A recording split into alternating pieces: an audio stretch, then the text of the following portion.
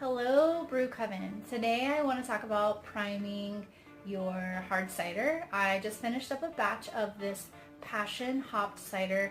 As you can see, it has this really beautiful color that is all natural. I used a special type of flower to give it this beautiful purple tone, and now I need to get it ready for priming so that I can put it into bottles and have a nice bubbly cider.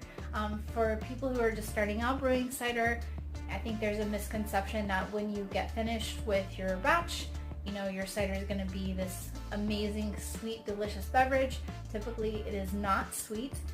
You might get some residual sweetness from the apples, but once that process is finished, you have a dry cider. So we'll talk about that, a back sweetening, in a later episode, but today we're just going to talk about priming. And I chose to use dextrose. Dextrose is a fermentable sugar. It is a corn sugar, and the reason I chose dextrose is because it gives you these really nice effervescent bubbles that I think really highlight the cider. So I know for people who are allergic to corn sugar, you will need to use a different type of fermentable sugar, which you can use like a cane sugar, brown sugar, honey, agave. Those measurements will be different, but for today, on a 1 gallon batch, I am going to use 1/8 of a cup of dextrose. And I'm just gonna pop off the airlock, and I will say that everything has already been sanitized ahead of time. And you probably won't be able to see this actually from the top, but I just kind of like tap it in, give it a little bit of a shake. And I can smell the cider wafting out of this glass container. It smells amazing. And then I'm going to take off my little funnel. And I did have this sitting on sanitizer.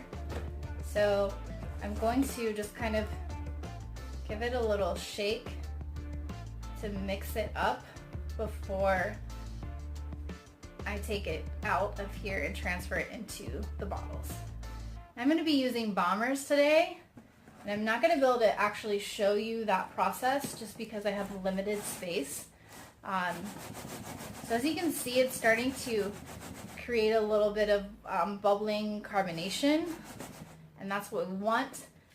So for me today, I'm going to be using this 1/8 cup measure for a gallon, and then I'm going to rack that into, or transfer that into, these bombers that have been sanitized.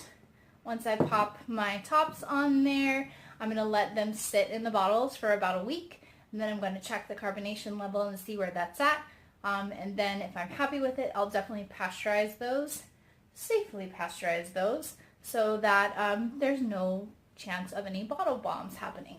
I typically like to keg, but I have full kegs right now that I haven't been able to drink, so I'm going to go ahead and do some bottles and let these age out, and probably try to wait as long as I can to drink them. If I'm being honest, I probably won't make it as long as I should, but my goal is to try to wait till spring. So that is kind of the basics of priming with dextrose sugar or corn sugar. If you have any questions or comments, feel free to leave them below.